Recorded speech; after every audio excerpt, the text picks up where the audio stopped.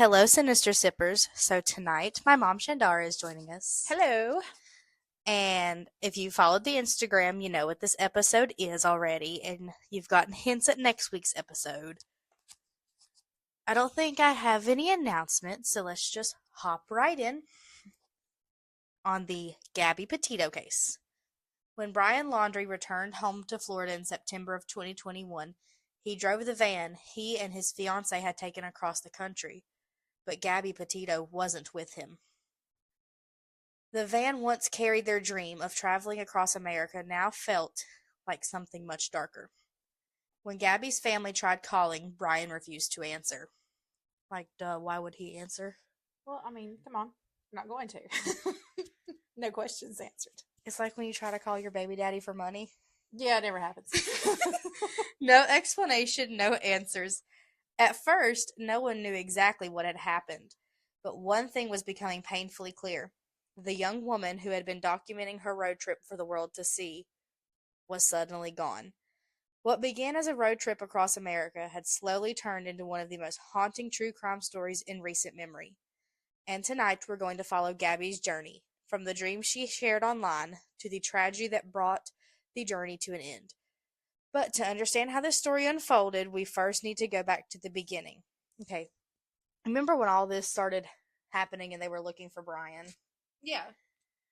Okay, so at the end of Smoky Creek, I don't know if you ever noticed, but there was a white transit van that parked, and I was like, what if it's him? Holy shit! What if he's hiding over there? Should I call the cops?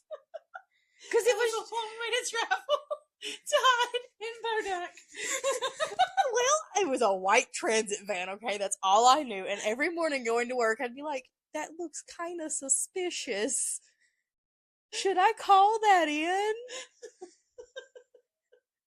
Like, do we do that now, or do we, like, wait and see if he gets found? Aw, shucks, it wasn't him. I know, right? I could have been famous if it had been. Okay, sweetie, it was just the local pedo. It's probably the local game warden. Yeah, that's here. They're hiding now a lot better. It was a mobile meth lab. It's fine. Go ahead and pour yourself a cup of tea, something warm, something comforting, and settle in beside the fire. Tonight's story is one of adventure, freedom, and the open road. But it's also a story about trust, danger, and the dark moments that can hide behind smiles and carefully curated photos. Because sometimes the most terrifying truths hide inside the biggest pictures. To understand what happened to Gabby Petito, we have to go back to the very beginning, before the road trip, before the van, and before the story captured the attention of the entire country. Okay, this one's really dark, so we're going to try to keep it a little lighthearted and joke in between because someone has to keep the humor going, and that's what Mom and I do in serious situations. Yeah, we're not the people to sit beside him at funerals. Yeah, we're not allowed to sit beside each other during serious situations. No, not a good idea. No. I don't even think we're allowed to sit beside each other at staff meetings. No, not a good idea. So, to start off with, we're going to talk about who Gabby was. Gabby Petito was born in 1999. Ooh, that's considered ancient now. Have you seen those TikToks? Kiss my ass. No, they ask. No, that's stupid. No. They ask, "Hey, what year were you born?" And it's like their employees, and when they go 19, they show like colonial, like George Washington, and they put the person's face on it. And raised on Long Island, New York. Friends described her as creative, compassionate, and adventurous. Someone who loved photography, painting, and captured the small moments that made life feel meaningful. She was someone the world would eventually come to know, just not in the way she had imagined. From an early age, Gabby dreamed of traveling, of seeing landscapes that stretched farther than her eyes could reach, mountains so tall the clouds seemed to touch them, and deserts painted gold by the setting sun. She wasn't just taking pictures of the world around her. She was trying to live inside those moments fully. And when she met Brian Laundrie, she believed she had found someone who shared the same vision. Okay. I hate watching videos on these because no one can decide how his last name's pronounced. Some say Landry, some say Laundrie. See? I would say Landry. Well, then over half the people say Laundrie. I don't That's know. what you do in the washing machine. That's not someone's last name. Well, add a Y instead of an IE and it's laundry. I still say Landry. Brian Fuckface McGee, okay? Gabby Petito met Brian Laundrie when they were teenagers. Aww. Coming from someone with the failed high school sweetheart moment, red flag. Red flag. The two quickly bonded over hiking trips, long walks, and the kind of quiet companionship that made friends and family take notice. Oh, gag me. Too many people around them. It looked like the beginning of something special, the start of a dream shared between two young people who wanted to explore the world together. But as we know, even the most beautiful dreams can hide shadows. Eventually, Gabby moved to Florida to live with Brian and his family, imagining a future filled with travel, adventure, and the life they had talked about building together. On the surface, everything seemed perfect.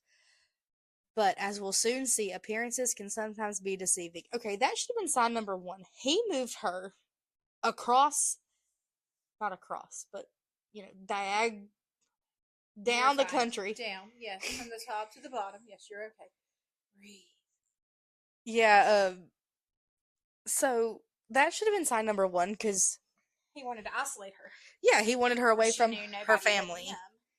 And and his that's family. That's like huge, like red blinking, twinkly light flags. It's like the red flag dude on TikTok running across the park. Yeah. Don't do it. Oh, I'm glad you've seen that guy too. By 2021, Gabby Petito and Brian Laundrie were planning something big, a cross-country road trip. If you can go cross-country, just fly. No, I want to drive it. Gas is expensive. But I want to write. But it has to be with the right person, and it has to be with someone that shares your music taste because you can't go that far with shitty music. Who picks the playlist? Driver picks the music. Shotgun shuts cake hole. Well, yeah, but some of our significant others listen to divorced dad rock and sad cowboy music like it's a religion. Well, I mean, it would still be better than 1980s Tear in My Beer. Yeah, you got a point there. Yeah, I mean, come on, you can jam out to some dad rock, it's not sucky ass Metallica. Now you know Metallica's one of his favorites. Yeah, I'm sorry, he has no taste. This is also the man who blasts Creed while he's in a piece of heavy equipment. Now, Creed I can get behind, but not Metallica. The couple converted a white Ford Transit van into a tiny home, complete with a bed, storage space, and even a small kitchenette. That's a lot in a tiny space. I don't want to know. No, that's too tight of quarters. You can't even blink by yourself. Gabby launched a YouTube channel called Nomadic Static to document their journey, hoping to share their travels and their love for adventure with the world. So if you go look up the YouTube channel now, there's only one video. And I know she posted more than just one. But I guess her family had taken it down after everything. The dream was simple: travel across the country, visit national parks, camp beneath the stars, and capture the beauty of van life along the way. Nearly everything was documented. Every scenic overlook, every quiet morning, every smiling photo. Jesus, like a mom. Your camera roll then becomes 10,000 pictures of your kid. Yeah. Mm-hmm. But as the world would later learn, not every moment of that journey was meant to be shared. And what began as a dream of freedom and adventure would soon turn into something far darker. In July of 2021, Gabby Petito and Brian Laundrie finally set off on their journey. So they went in the hottest time of the year. Yeah, no. I mean, Florida is hot in July. Florida's hot in April. Yeah, but if you go there in like November, December, you're wearing shorts because it's warm, and all the locals are over there bundled up. That's how they pick the tourists. No, they're wearing shorts. They're tourists. That one. That one right there. Their route would take them through some of the most breathtaking landscapes in the country, including Zion National Park, Arches National Park, and Bryce Canyon National Park. Those would be cool to go to. I think Arches would be really, really cool. Oh yeah, it'd be neat. Along the way, Gabby shared photos and videos online that showed smiling selfies, glowing campfires, and scenic sunsets stretching across the desert sky. To anyone watching from the outside, it looked like the perfect adventure, a young couple chasing freedom on the open road. But as we now know, pictures don't always tell the full story. Sometimes even the brightest smiles can hide shadows lurking just outside the frame. Okay, so how exactly was this being funded? Well, from all the stuff I've watched, Gabby in high school and right after high school, she was a waitress. Waiters don't make that much money. Pretty waitresses can make a lot of money if they flirt the right way. But it goes out very quickly.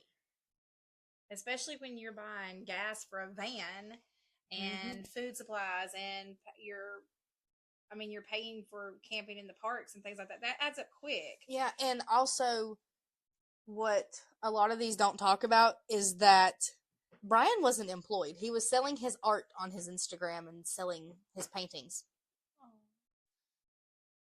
I mean, did they have like a van daddy that was helping pay for stuff? Because I'm in mom mode at this point. How is this being funded? Well, if you think about it, maybe her family was helping because this was her dream. She never planned, like you never hear about her planning to go to college. Okay, This so was she was spending mommy and daddy's hard-earned college fund money. Okay, which I mean, if that's what she wanted to do instead of go to college, okay, cool. I'm just logistically, and if she got enough views and stuff, YouTube and all them would have that's paid true. her. And I mean, there's other ways. You know, you can like pick up a little odd job here or there. Yeah. Just, you know, is there anything leading towards that saying where money was coming from for the two of them during this trip? And so it's just that is a good question. You know, I don't think anyone's ever looked into how she was funding this. Because I mean, you know, if your kid says, "I don't want to go to college. I think college is not for me, but I want to go across country and see what I can see." Okay, well, here's, you know, this money was put aside for your college since you're not going to use it for that. If you want to take it for this, or if you would rather save it up to buy a home, whatever, it's your money. I could kind of see that. I'm just kind of curious. And I wonder if she worked somewhere where tips weren't a thing, they actually got paid a livable wage. You know, like The UK. well, some restaurants still do that here sometimes. It's not as common. It's not, but I also don't think it should be so common that you expect $35 off a $10 bill. Just saying. You say that your favorite child is a waitress. Yeah, but she's not stupid. Okay, so now we're going into what is technically the first warning sign. I mean, we've kind of covered how isolating her from her family and all that really should have been some of the first steps. But on April 12th, police in Moab, Utah, stopped the couple after a witness reported an argument. So what had happened was someone called it in and said, hey, there's this white Ford Transit van. I don't remember if they got the plate number, but the woman just got smacked. Oh, no. Homeboy be on the side of the road. And he was driving the van. And no, the van was all in her name because he didn't have money. Homeboy be turning it, pat your foot and turn the corner, son. Body cam footage would later show Gabby crying, visibly upset, while Brian appeared calm, a contrast that would make the world pause in hindsight. What the officers saw that night would later feel like a warning no one fully understood, because at that little stop, Gabby admitted to smacking Brian. And I think at the end they saw it was a way for her to get him off of her. And they told him that he could charge her with domestic assault, never that she could charge him. They took Brian's side. So he was a true narcissist. Yeah. He's always the victim. Yes. Brian stayed at a hotel and Gabby was left in the van. At the time, it seemed like a stressful but manageable moment, just another argument between a couple. Because honestly, if you tell the officers, okay, yeah, we've been on this road trip, we've been stuck in this van for hours, they probably think these two need space. Yeah, especially being young and you've been in this van for days upon days, and even when you're not driving, you're still in the van because you're living out of the van. Yeah, and I think the only reason they left Gabby with the van was because it was in her name. It's her van. Yeah. So they weren't going to send Brian off with the van because that would make sense legally. Like if he took it off and left, then they'd have another case on their hands. Yeah, because she could have charged him with auto theft. But as millions would later watch that footage, what seemed ordinary then took on a chilling significance, hinting at a darkness that few were ready to see. After leaving Moab, I hope I'm saying that right. I've watched so many videos. I just hope I'm saying Moab right. If I'm not, just pretend it's right. The couple continued northward toward Wyoming, which is gorgeous. Their journey winding through the landscapes that would soon hold so much significance. And let me tell you, there's some turns out there that you don't think they're going to end. I mean, it's like you're turning forever, and it's like a complete U in the road. Mm-hmm. And there will also be cows in the road, because in Wyoming, there's no fence land where all your cattle have to have is a brand, and they just get to roam. I almost picked up a baby cow in Wyoming because it was in the road. No. Their final destination, Grand Teton National Park. So Grand Teton is absolutely gorgeous. I mean, there's a lot to see in there, and you can do a path where you go through Montana and directly link into Wyoming. Like, not Wyoming, but Yellowstone. Okay. Gabby's posts online became less frequent, her captions shorter, sometimes almost cryptic, as if hinting at something only she could feel. One that standed out to me in particular was her Happy Halloween post in August. And I know it's supposed to be funny because she was holding a little pumpkin. Yeah. But to me, it was a 2-word caption that wasn't like Gabby. She usually posted like 2 paragraphs explaining their adventure and where she was and what they had done that day. Yeah. And then there was a post on October 19th, and it said almost immediately after telling Bizarre Design, which is Brian's Instagram, how happy it made me to see that people were truly respectful of the park. I watched some guy leave his processed, pre-packaged plastic conglomerate of lunch garbage on the picnic table. So that would be completely normal for Gabby to post. But that was it. There was nothing else explaining, like, this is what we ate, this is why we're at this picnic area. And it was just kind of weird that she went from posting full on mini novels to getting shorter and shorter and shorter. Kind of almost a sign of trauma. Yeah. Like she was just posting to hope someone would see the weirdness. Yeah, she was like almost shutting down at that point. Innocent words at the time, now haunting hindsight. Those final days were spent among mountains and forests. A world of breathtaking beauty that also carried a sense of isolation, a reminder that sometimes the most stunning places can hide the darkest stories. And that's so true. If y'all go on YouTube and type in like scary national park stories, you won't want to go to a national park. They get really freaky. And most of them come from park rangers. Alright, so now we are in Jackson, Wyoming.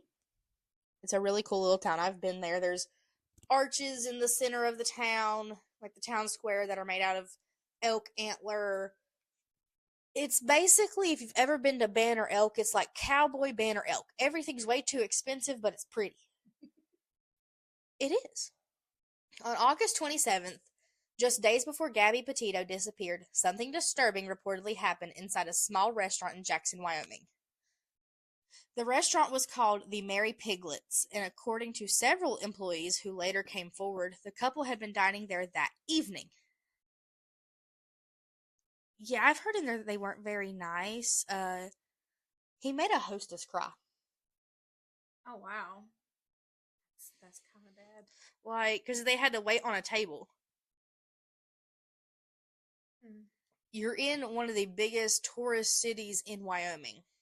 Because there's not many of them out there. And you're going to complain about a wait? At least they didn't go to $1 Million Cowboy Bar. I mean, they could have got handed a 45-minute to an hour wait. Wow. Staff members later said Brian Laundrie suddenly became extremely angry with the restaurant employees. Witnesses described him yelling, storming out of the restaurant, and returning multiple times while the situation grew increasingly tense. He was a toddler. He was a narcissist. But he threw a toddler tantrum. Well, yeah, narcissists do that. It's great. During the confrontation, employees said Gabby appeared emotionally and apologetic. I'm sorry, I was supposed to say emotional and apologetic. Reportedly were trying to smooth things over with staff while Brian continued arguing. So just in true narcissistic fashion, she was apologizing for his narcissistic behavior and just trying to brush it off like, oh, it's okay, it's just how he is. He's just hungry. He's hangry at this point. Mm-hmm. Another sign of victim mentality. Mm-hmm. Because regardless of what it is, it's going to be your fault in the end. So just go ahead and man up and take it. Yep. At the time, it likely seemed like just another uncomfortable moment between a stressed couple traveling across the country. But looking back now, many people believe this may have been one of the last public glimpses of Gabby before everything went terribly wrong. How do you think the restaurant employees felt after they found out, like, right after eating here, she just died? Oh. Like, you potentially served that girl one of her last meals. Yeah. And it's probably, some people probably had some guilt with that too. There's nothing they could have done about it. But still, you look back and you're like, well, if I'd done this, if I'd done that, which there's nothing that can come of that. But I could see where it's almost like that survivor's guilt thing. Yeah, because if you go back on TikTok and you look up about this specific incident, there's people who are like, yeah, I saw them there. Yeah. And now knowing what happened, they felt bad that they didn't try to step in. But it probably wouldn't have done any good if she was in a relationship with what seems to be a true narcissistic person. No bystander stepping in was going to help. It's going to still end the way it's going to go because they're at that point that it's not going to get better. Yeah, they think this is what they're stuck with. This is what I deserve. Because a lot of these don't mention it, but they were engaged at this point. They put off baby planning, wedding planning, and all this to do this trip. So it was very much this is the best I'm going to have. So this is what I've got to do. And I'll just put it in the corner and deal with it. It's fine. Yeah. But after that night, the timeline of Gabby's life becomes far more uncertain. After Gabby disappeared, investigators began examining every piece of digital evidence they could find, including the final text messages sent from her phone.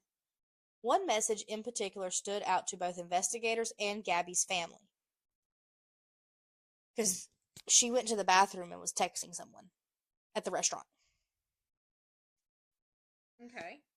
On August 30th, Gabby's mother received a text message from Gabby's phone that read, "Can you help Stan? I just keep getting his voicemails and missed calls." At first glance, the message may seem unusual, but there was one detail that immediately raised concern. Stan was Gabby's grandfather, and according to her family, Gabby never called him Stan. She would always call him Grandpa. Like most grandkids do. Yeah, you even introduce him to your significant other as, this is Paw Paw. Well, how many grandkids truly don't know what their grandparents' actual first names are? Yeah, they don't know. They're just, that's just what it is. Yeah, grandma and grandpa, granny, whatever. That small detail left investigators wondering if Gabby had even sent the message at all. If she didn't send it, then someone else may have been using her phone, and that possibly raised an even darker question. Was Gabby already gone by the time that message was sent? Okay, so, in the restaurant, she went to the bathroom and she texted, I can't remember if it was her guy friend or something similar to an ex, like maybe they had tried it, but then said, no, we'll just be friends, it's okay. And she said something about a plan dealing with Brian. So people were thinking she was trying to leave him. She was trying to break up with him. She was just trying to get to a point where he could go home, or, they could be somewhere close enough where he could get... She could get to someone to get her away, or help her diffuse the situation. Yeah. On September 1st, Brian returned to Northport, driving the van. So, yeah, let's look like a walking suspect and drive her van home with, by myself. Gabby was gone. When her family called, he refused to speak. Days passed, anxiety mounting with every unanswered call, every unanswered question. So at first this wouldn't seem weird because there was sometime in August he actually flew back home to get more supplies because they were going to extend the trip and left her up there alone. And she had to go pick him up in Salt Lake City, Utah Okay. from the airport because he just went home to get more supplies. And I Okay. wonder if that's when she was trying to get out and she got nervous. Maybe. Like if she didn't show up, what would he do? Or he kind of got a hint and talked her out of it. That too, because so it wouldn't have been weird for him to have came home necessarily. What was weird was the van. That he had brought the van back instead of just flying. Yeah. And soon the fear that something terrible had happened became undeniable. No one knew, not yet, what happened in those final days in the park. Gabby's disappearance quickly made national headlines. I mean, it really did. It was like instant. Oh, yeah. It was everywhere. Thousands of people joined the search online, analyzing every travel photo, every social media post, and chasing possible sightings, hoping for a clue, hoping for a sign. I remember looking on TikTok, because this was when I was more on TikTok than Instagram. Yeah. And every day you'd have someone going, is this the van? Does anyone think this is the van? Oh, wow. Investigators focused on Grand Teton and the surrounding areas, coordinating efforts with volunteers, local police, and concerned members of the public. They sourced forests. They scoured. Why am I inverting letters tonight? Source those forests. Listen, last episode I called George Hodel George Hotel. They scoured forests, trails, and remote campsites, following leads that promised hope, but too often ended in frustration. Every lead seemed promising, yet none would bring her home. And as the days stretched on, the country held its breath, watching, waiting, and wondering what had really happened in those final moments of her journey. So her family didn't report her missing till 10 days later. It was September 11th when they actually made the official report. Which wouldn't be weird if your kid's somewhere that they don't have cell service. Right. You're just thinking, okay, they're just enjoying their time. Yeah. Yes, it's weird he came home with the van, but maybe she put herself in a hotel room for a couple of nights. Because even the hotel rooms in the national parks, I know especially the one I stayed at in Wyoming, in Yellowstone, you still did not have great service. You had to use the Wi-Fi. Right. Well, and it could have been, they could have also had that thought of, well, what if something was wrong with the van or going wrong with the van, so he brought it back to get it fixed. Yeah, I mean, that's a long journey to take something that could have a technical issue, but yeah, and maybe it wasn't with the driving in, maybe it was something with like their kitchenette or something like that, and bringing it home where it was put in at to have it repaired and then go back. Yeah, I mean, I could see why it took them 10 days to file a missing person. There's plausible cause there. And they were also in New York, and the van went home to Florida. Yeah, so they may not have known until then that the van came home. Yeah. One of the most unexpected breakthroughs in the investigation come from a completely ordinary YouTube travel video. A couple who run the channel Red, White, and Bethune had been documenting their own road trip through Grand Teton National Park. While reviewing their footage later, they noticed something that caught their attention. Parked off the side of a remote dirt road was a white van. And it's like on the left-hand side, so they're driving down, it's on the driver's side of their van. Okay, so you're driving, you're just going to glance it at best. And watching the videos of them, they saw it was a Florida van. Well, they were also from Florida, so they were going to stop and be like, oh my gosh, we van life from Florida too. What do you guys do? How's your setup? And try, Well, if you're in a different state, if you notice tags from your own state, more, it's just something in your brain. You're like, oh, there's another North Carolina tag. Or, yeah. And it's just human nature, I think. The van matched the exact description of the one Gabby and Brian had been traveling in. The couple immediately contacted investigators and shared the footage after they noticed there was nobody in the van. It looked like nobody was there. They couldn't Almost get. like it had been abandoned. Yeah. That single video helped authorities narrow down the search area where Gabby's body was eventually discovered. So he literally left it there where he dumped her for a little bit, and that's how they found it. Without realizing it, a random travel vlog had captured one of the most important clues in the entire investigation, and it helped lead investigators directly to the place where Gabby's story tragically ended. On September 19th, 2021, search teams made a devastating discovery. Human remains were found in a remote area near the park. You look at it and, the officers are probably thinking, hopefully this isn't her. Right. Hopefully this is just someone who didn't have family, fell from somewhere, or Yeah. let's just hope this isn't her. Authorities confirmed it was Gabby Petito. She was only 22. He was 23. A life full of dreams had ended far too soon, and questions remained about how it all unfolded. Every detail, every moment leading up to that day would be examined, replayed, and dissected as the world tried to make sense of a tragedy that had captured the nation's attention. I think it'd be hard knowing that I captured that video. Yeah, and I mean, at that point, the deed, I'm sure, was already done. But then would you also stop and think, what if I ended up being victim 2 and 3 because we saw something that we shouldn't have? Yeah, that part too. And it's kind of like that. You may have tried to help, but you probably would have become part of the discovery. Yeah, because if someone's already that trying to cover up, they already plan to go back home to Florida, and they see two people stop, and they're going to react like a serial killer at that point. Yeah, it's fight or flight at that point. The weeks after Gabby's body was discovered in Wyoming, investigators were finally able to determine exactly how she died. So, since her body was so decayed from being out in the woods and out in the wilderness. Yeah. And I'm sure the wolves, the coyotes, something came and started eating.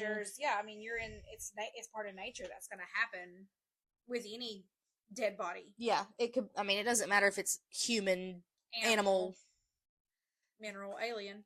Things that live in the woods that we will not say their name, but we call them not deer. During a press conference, the Teton County coroner revealed the answer the entire country had been waiting for. For weeks, people had speculated about what might have happened in the wilderness. Some wondered if it had been an accident, a fall, an injury, something tragic but unintentional. He just couldn't get her to help in time. Right. But why would you leave her body? And not just, I could see if if the van had capability, just lay her in the bed in the van if that had happened and drive to the nearest ranger station. Because they're everywhere. Station, whatever. I mean, ranger stations wouldn't be hard to find, or even somebody else who might have a satellite phone, because people still take those into the parks. And even in a moment of panic, you might not think to drive the van. You might take off on foot and try to run to the nearest ranger station because you're, hopped up on adrenaline at that point. And you're just trying to figure it out, and your mind might not think, "Oh, I have van keys. I have a van that's going to go faster." You're just thinking, "I got to get there." Everyone, please ignore the rustling in the back. My brother's decided he needs a snack after we just went out to dinner. Teenagers are fun. But the autopsy results made one thing painfully clear. Gabby Petito's death was not an accident. The coroner ruled her cause of death as strangulation and the manner of death as homicide. So he strangled her. But they couldn't tell if he'd done it by hand or with something because of how decayed she was. Yeah. Investigators also determined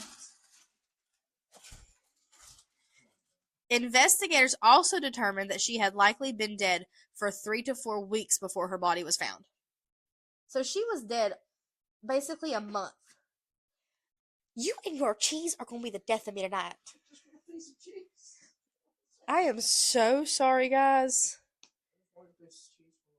Oh, there was also... Sorry, I'm getting handed more research because there's other things that I missed.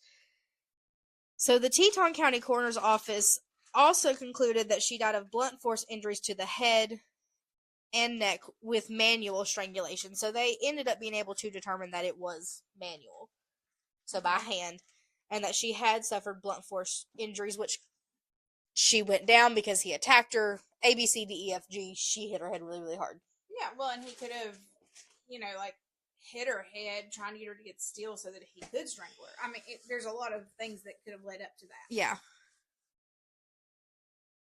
Which meant that while the world was searching for her, while her family was desperately hoping she would be found alive, Gabby had already been gone. So during all this, while everyone on TikTok was trying to bring Gabby home, where's Gabby? Gabby was already gone. Wow. Her body had been left in a remote camping area near Grand Teton National Park, surrounded by wilderness and far from the roads most travelers pass through. The idea that she had been alone in that isolated place for so long shocked the public and devastated her family.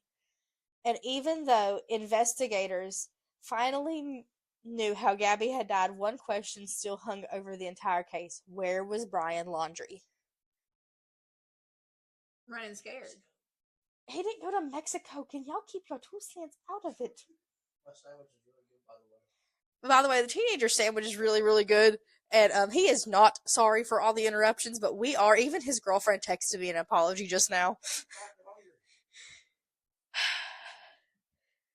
Have teenagers, they said. It'll be fun, they said. That one's your fault. You could have stopped with me. I am the oldest. I would have been happy as an only child. Hey, Dad, stop perfection. That's why we adopted Becca. Not this one. On September 17th, Brian's parents reported that they had not seen him for several days. Oh my gosh, our killer's son is missing. My baby would never. This sounds like we have too many people that we know who would be just like this.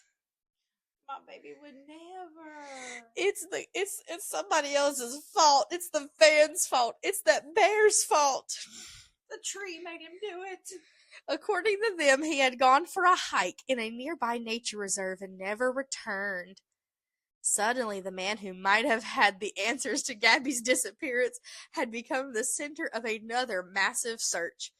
Law enforcement began combing through Carlton Reserve in Florida using drones, dogs, and search teams in an effort to locate him. For weeks, investigators searched the swampy wilderness, and for weeks they found absolutely nothing.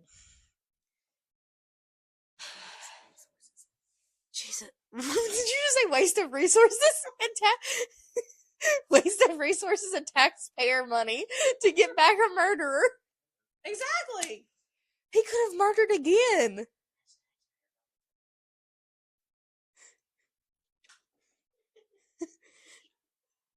Okay. The teenager has decided to keep putting his 2 cents in, and when he has to do an episode with me, he won't think it's very funny. Then, on October 20th, investigators finally made a discovery. Human remains are found in a previously flooded area of the Carlton Reserve. Nearby, authorities also located a backpack and several personal items belonging to Brian Laundrie. Okay, I forgot to put this in here, but when they went to find him, they searched his room. Completely empty. There was none of his personal belongings, so dogs couldn't even get a scent of him. I knew what it was doing. His parents helped him. Well, yeah, after the fact, they probably realized once he said, oh, adios, and left the house and didn't come back, oh, maybe our psycho son killed his girlfriend, and that's why he come back alone with her van. Maybe we should do something about this. But now before you call the police, let's scrub the room with Clorox and get rid of the stuff. The remains were later confirmed to be his. Authorities determined that Brian Laundrie had died from a self-inflicted gunshot wound. Aw, pussy. But the most chilling discovery wasn't the remains. It was what investigators found inside the backpack. A notebook. And inside that notebook, a confession. So basically, this asshole decided he was going to go, I killed Gabby. Murder. Got it. Gun. Suicide. So it was almost like a murder-suicide, but like with a hiatus. Yeah, and like, because, most time when you hear murder or suicides, they kill the person, realize what they've done, then instantly off themselves. Yeah, or it's a pack and whatever. But it was like, okay, I killed her. Now what am I going to do? Well, if I turn myself in, then I'm going to rot in prison. If not, I'm gonna have to stay on the run the rest of my life, and I'm not very good at it, as you can see, because I have no brain power to function as to what I should and shouldn't do. Exactly. I leave too many clues of where I am. It's like the Wascally Wabbit. But so I'm just gonna take myself out, but then I can confess to doing it, so then everybody knows it was me. Yeah. So when investigators examined Brian Laundrie's notebook, they discovered that he had written several pages about Gabby in the final days of their trip. Okay, we're going to get into what the notebook said. This is like a lot. In the notebook, Brian admitted that he had taken Gabby's life. He claimed that Gabby had been injured while they were hiking and that she was in extreme pain. According to what he wrote, he believed ending her life would be an act of mercy. But many investigators and experts questioned this explanation. The autopsy findings did not support the story that Brian described in his note. Instead, they showed that Gabby had died by strangulation. Yes, it mentioned the blunt force trauma, but that wasn't the cause of her death. Yeah, it could have happened like right before she died too. Yeah, like they couldn't determine how long. And blunt force trauma, you're not going to necessarily live that long if it's you fell and hit a rock. Right. I mean, you're not going to live to be strangled. No. Especially when you're not being taken to medical attention.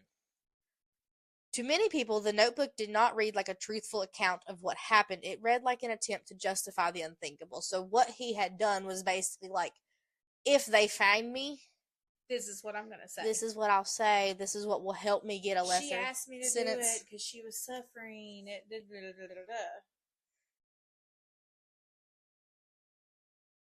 Yeah, it was a lot. And like when you look at the pictures of it, a lot of it has got watermarks on it from where he was in the swamp. So the notebook like got in water. It's Florida, it's humid. Yeah. Sure he was sweating. Kind of hope an alligator took a chunk out of him, just like justice for Gabby. In the notebook, Brian also wrote that from the moment Gabby died, he felt like he could not live without her. Oh, so now we're going to be a narcissist and be like, I'm the victim. I loved her so much and now she's just gone. Sorrows, prayers. Yes, Queen Charlotte, with your sorrows, prayers. He claimed he knew that his life was over and that he could never move forward after what had happened. Well, for one, no woman's going to date you ever again. I don't know. There's some weirdos. I'm just saying. Ted Bundy did get love letters. Yeah. But looking at that man, I understand Ted Bundy. I would have been a victim. I know I would have been. I would have been a Bundy victim. I would have fell for it. I'm like, where's your puppy? I raised you better than that. Well, now with a cell phone, I would know, but in that time period, he's a very nice-looking man. I mean, I would have been a little weird when I walked. You have a mini cow? Where?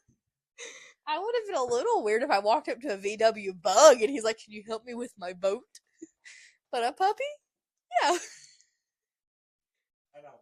You would fall for the van on the side of the road that said free bullshit. I have Jensen Ackles. I'm in! Yes, I will just have to put up on the van. I kidnapped Jensen Ackles. He's in this van. I'm coming for you, Dean. Be afraid. Be very afraid. They would return me. I talk too much. Where's Jensen? When do I get to meet Jensen? Where's he at? Yeah, they gotta pay me. I want a ransom to take her back. Toward the end of the note, he wrote a message asking people not to make life harder for his family. But the note never fully explained the events that led up to Gabby's death.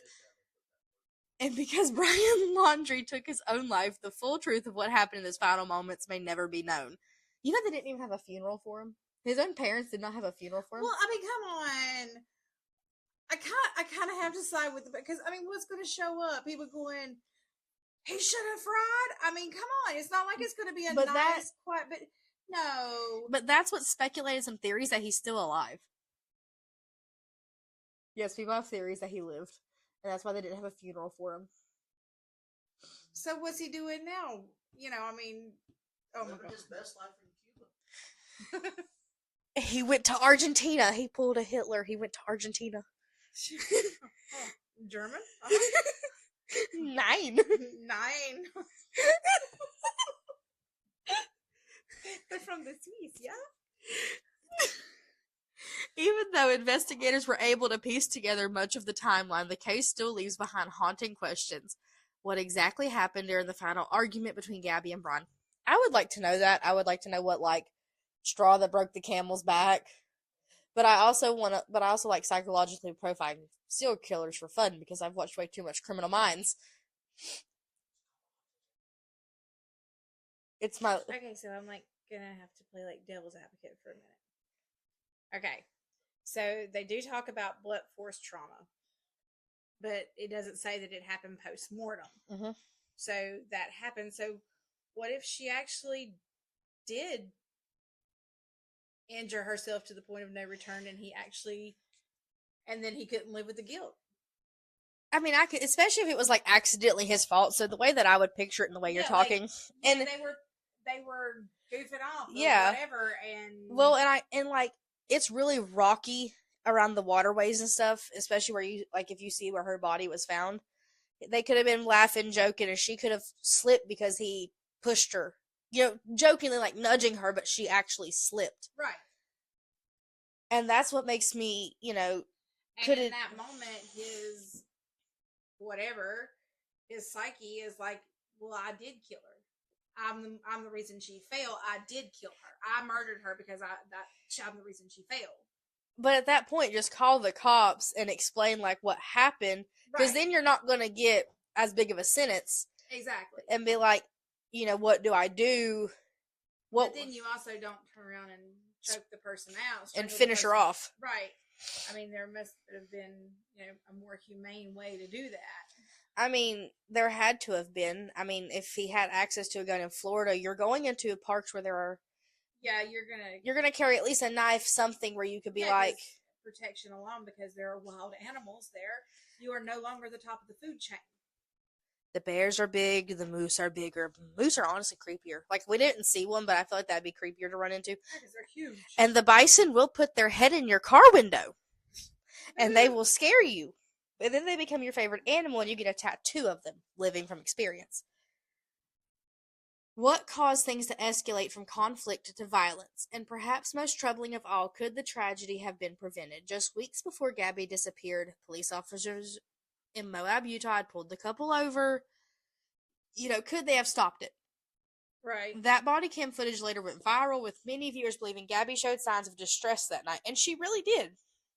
She is honestly standing there with the cops, sobbing her eyeballs out. And you could tell she's trying to tell them what's happened. She's legitimately scared at that point. Because they separate them and ask them both their perspectives. Right. And you can tell she goes to start trying to say stuff, and then she pulls herself back oh, what if he hears me? Right. The footage feels like a moment frozen in time, a moment where the ending of this story had not yet been written. So, even after the investigation pieced together the timeline of Gabby's final days, one detail continues to haunt many people who followed the case. In the days before Gabby was killed, multiple travelers and witnesses reported seeing Gabby and Brian in and around Grand Teton National Park. Because most time, if you're taking the main roads, you're going to run into people. You're going to notice people. And yeah, people. And especially, they tell you if you see a crowd of people stopped, you stop too. There's probably an animal. There's something cool to see. Right. So if you see them stop at this waterfall and then you go down there at this hiking trail, you're gonna pick up on that. If you're an observant person.